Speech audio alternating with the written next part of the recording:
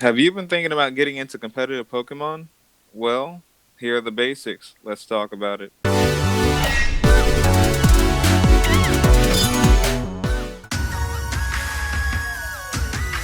First thing, I want to get into IVs. That's a term that's short for individual values. Now, the individual values are from 0 to 31, and they pertain to the base stats of your Pokemon. So let's say base 80 attack, for example.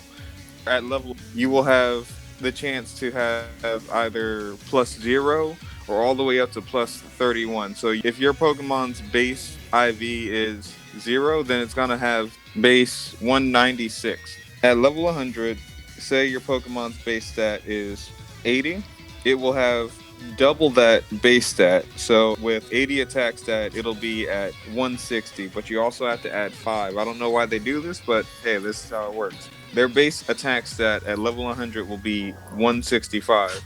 Then you include their IV as a plus value. So your Pokemon's base stat at level 100 should be 165. With an IV of 0, it will still be 165. But with an IV of 1 or 2 or 3, it'll be 166, 167, all the way up to 196. Now, when you move into the effort values, they are shortened into the term of EVs.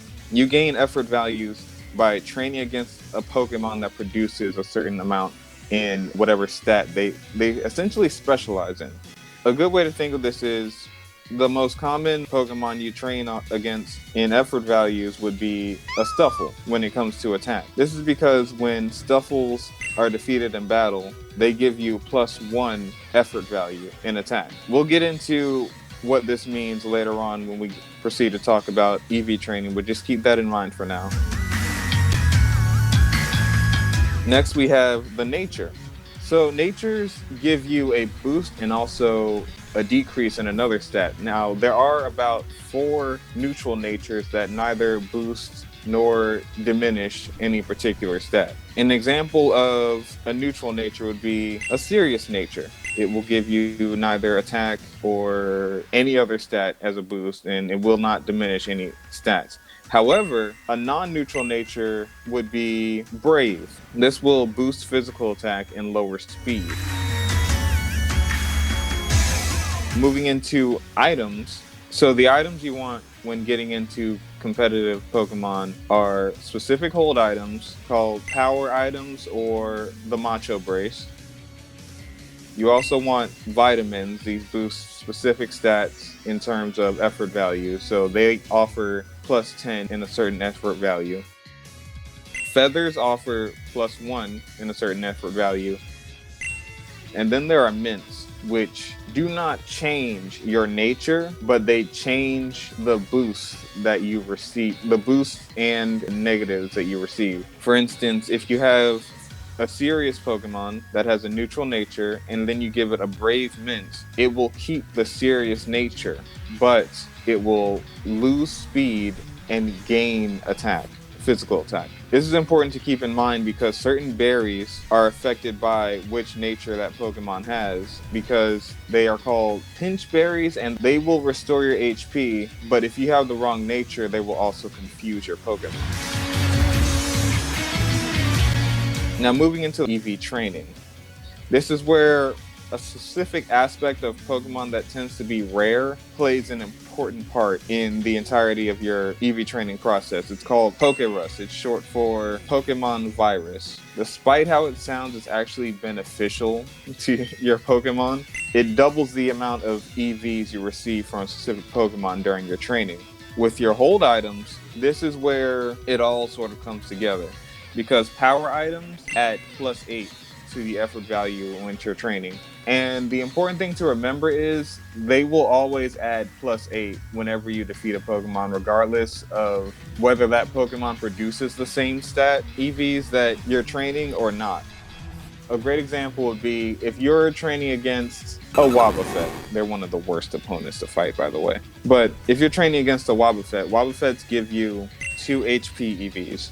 But if you're holding a Power Bracer, which is the physical attack EV power item, it will still give you +8 physical attack on top of that +2 HP. So if you're trying not to get the additional HP, you will want to train against something like a Stuffle or a Machoke. And then what Pokerus does is it doubles the effort values you receive. So you can get +2 HP and +8 physical attack initially, but with the virus that turns into +4 HP and +16 physical attack. When it comes to EV training, the maximum amount of EVs a particular stat can contain is 252. It's important to remember that in most competitive scenes, your Pokemon will be reduced to or raised up to level 50. At level 50, your effort values only apply every 8 EVs. If you want +1 in your attack stat, you need to give it 8 EVs. The best way to see this is if you are training with a Power Bracer, like I said, with a Power Bracer and no Pokerus, you will have +8 EVs right there. You knock out a Wobbuffet, which gives you HP, so it only gives you +2 HP. Your HP is not going to change yet. However, after that battle, you will have one more attack point than before the battle started. Keep in mind that 252 does not divide evenly by 8. So if you want to play around with stat, you can do 64 in one stat, which will give it +8, and you can give the other 188 points to another stat. Overall, a Pokemon can only have a maximum of 510 EVs. This is the sum total of all the stats that were trained. And you have to be careful, like I said, in training, because unless you get berries, which remove the effort values obtained in a certain stat, you will be stuck with those effort values and your numbers can be wonky. And at this point